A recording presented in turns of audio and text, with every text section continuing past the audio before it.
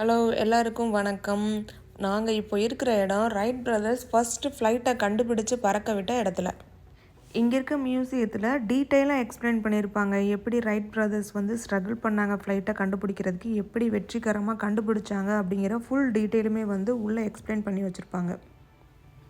இங்கே இருக்க visitor சென்டர்ஸில் Wright brothers பறக்கணும் அப்படிங்கிற சோதனையில் பயன்படுத்தின சில கருவிகளெல்லாம் வச்சுருக்காங்க. இந்த தையல் மிஷினை யூஸ் பண்ணி கிளிட்டஸ் விங்ஸில் இருக்க கவர்ஸை மாடிஃபை பண்ணியிருக்காங்க. ரைட் பிரதர்ஸ் அவங்களோட 4 வருஷம் ஆராய்ச்சிக்கு அடுத்து ஃபஸ்ட்டு சக்ஸஸ்ஃபுல் ஏரோப்ளேன் ஃப்ளைட்ஸை டிசம்பர் 17, 1903 கண்டுபிடிச்சிருக்காங்க.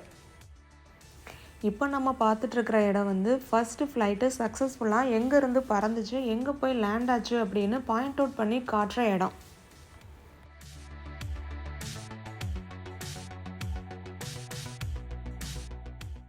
ரைட் பிரதர்ஸ் 4 வருஷமாக இங்கே இருக்க இந்த பில்டிங்கில் இருந்து தான் தங்களோட ஆராய்ச்சியை செஞ்சுக்கிட்டு இருந்திருக்காங்க. இங்கே ஃப்ளைட்டு இருந்துச்சாமா, பக்கத்தில் இருக்க ரூமில் அவங்க ஸ்டே பண்ணியிருந்திருக்காங்க.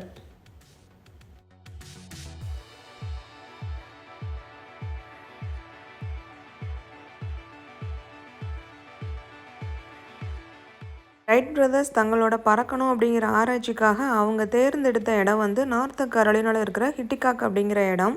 இங்கே நிறைய பீச் இருக்கிறதுனால இந்த இடத்துல நிறைய காற்று வரும், அதனால் அவங்க ஆராய்ச்சிக்கு யூஸ் பண்ணிக்கலாம் அப்படின்னு இந்த இடத்த தேர்ந்தெடுத்திருக்காங்க.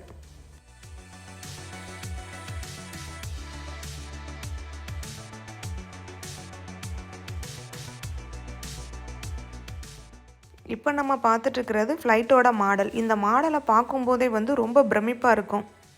இந்த ஃப்ளைட்டை பறக்க வைக்கிற முயற்சியில் அவங்க என்னெல்லாம் பண்ணிகிட்டு இருந்தாங்க அப்படிங்கிறத ஒரு ஸ்டாச்சு ஆட்டம் அங்கே வச்சுருப்பாங்க. அந்த இடத்துல நம்ம பக்கத்தில் நின்று அங்கே என்ன நடந்திருக்கும் அப்படின்னு நம்மளால் உணர முடியும். அங்கே ஒரு கேமராமேன் இருந்தார், ஃப்ளைட்டுக்கு மேலே ஒருத்தர் படுத்துட்ருக்காரு, ஒருத்தர் ஃப்ளைட்டை தள்ளுறாரு. இந்த மாதிரி எல்லாமே ஸ்டாச்சுஸ் அழகாக பண்ணியிருப்பாங்க. படித்து தெரிஞ்சுக்கிட்ட ரைட் பிரதர்ஸோட வாழ்க்கை வரலாறு, அவங்க ஃப்ளைட்டை எப்படி கண்டுபிடிச்சிருப்பாங்க அப்படிங்கிற விஷயத்த எல்லாத்தையும் நேரில் பார்க்கும்போது இன்னும் மகிழ்ச்சியாக இருந்துச்சு.